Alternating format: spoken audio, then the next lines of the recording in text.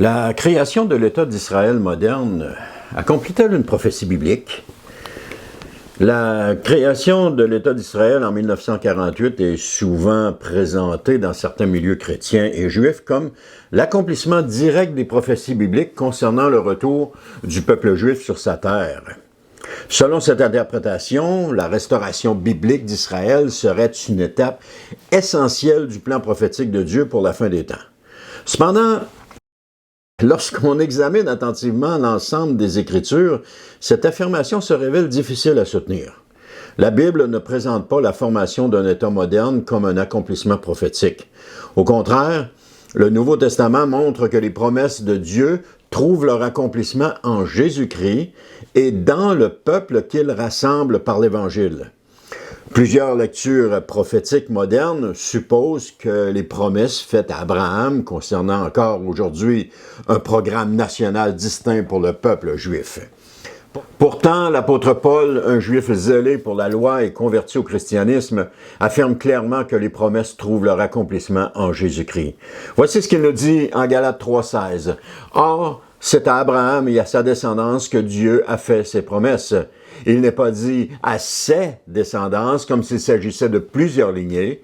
À sa descendance ne désigne qu'une seule descendance et c'est Christ. » Selon Paul, l'héritier véritable de la promesse n'est pas une nation politique comme Israël, tout comme certains le prétendent aujourd'hui, mais le Messie, Jésus-Christ lui-même. L'accomplissement des promesses se réalise donc en Christ et non dans la restauration du royaume terrestre d'Israël.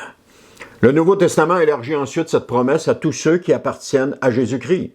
Galates chapitre 3, verset 29 nous dit « Si vous lui, en parlant de Jésus-Christ, appartenez, vous êtes la descendance d'Abraham et donc aussi les héritiers des biens que Dieu a promis à Abraham. » Ainsi, l'héritage promis à Abraham ne se limite pas à une nation ethnique ou à un territoire politique. Il concerne le peuple de Dieu formé par tous ceux qui croient en Jésus, quelle que soit leur origine.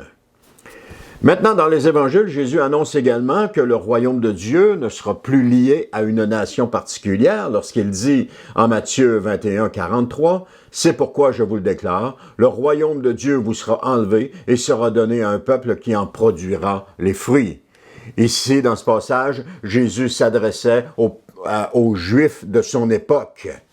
Et cette déclaration montre que l'appartenance au peuple de Dieu ne dépend plus d'une identité nationale, mais de la foi et de l'obéissance au Messie.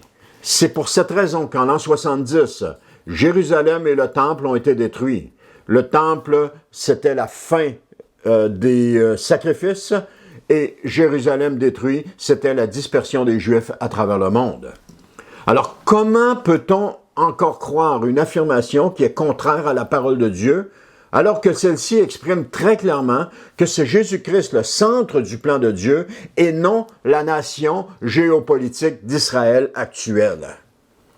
L'enseignement apostolique insiste aussi sur l'unité du peuple de Dieu. Jésus n'a pas établi deux peuples distincts, mais il a rassemblé des croyants en un seul corps.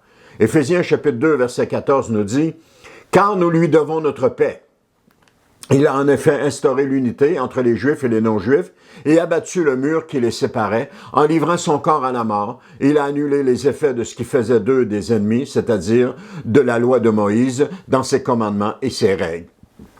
Par la croix, la séparation entre Juifs et non-Juifs a été abolie. Tous ceux qui viennent à Dieu par Jésus deviennent membres du peuple de Dieu. Dans la Nouvelle Alliance, le peuple de Dieu n'est pas la nation d'Israël. Le peuple de Dieu est constitué de tous ceux qui ont placé leur confiance en Jésus, qu'ils soient juifs ou non, sans distinction.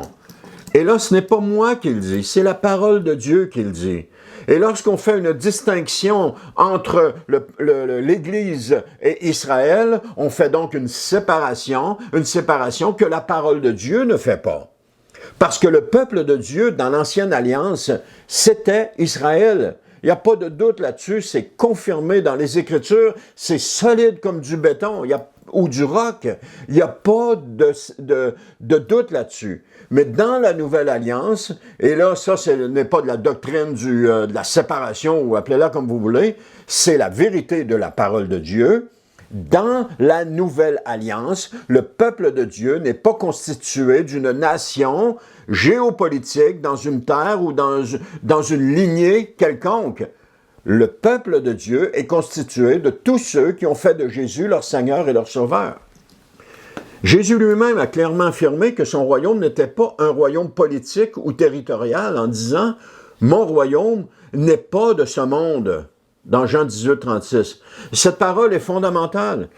L'espérance chrétienne ne repose pas sur la restauration d'un état terrestre, mais sur le règne spirituel du Christ et sur son retour glorieux.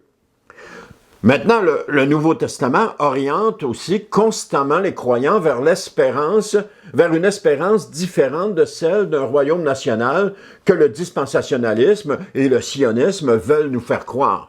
Cette espérance est le retour du Seigneur Jésus en gloire au dernier jour. C'est ce qui est écrit quant à nous. Nous sommes citoyens des cieux. De là, nous attendons ardemment la venue du Seigneur Jésus-Christ pour nous sauver. C'est ce que nous dit Philippiens chapitre 3, verset 20. En réalité, l'espérance chrétienne n'est pas un rétablissement national d'Israël dans son pays. Ce qui fait que l'attente de l'Église ne porte pas sur une reconstruction d'un royaume terrestre ou d'un temple en Israël, mais sur la venue du Christ qui établira pleinement son règne. Donc, en conclusion, la création de l'État d'Israël en 1948 est un événement certes historique et politique simplement. Toutefois, rien dans le Nouveau Testament n'indique que cet événement constitue l'accomplissement direct d'une prophétie biblique. Les Écritures montrent plutôt que les promesses de Dieu trouvent leur accomplissement en Jésus-Christ et que les croyants forment désormais le peuple de Dieu et que l'espérance chrétienne est tournée vers le retour du Seigneur. Donc, l'Évangile ne dirige pas l'attention des croyants vers un projet national ou géopolitique, mais plutôt vers la personne et l'œuvre du Seigneur Jésus, en qui toutes les promesses de Dieu trouvent leur oui et leur amen, comme nous dit Paul dans 2 Corinthiens chapitre 1, verset 20.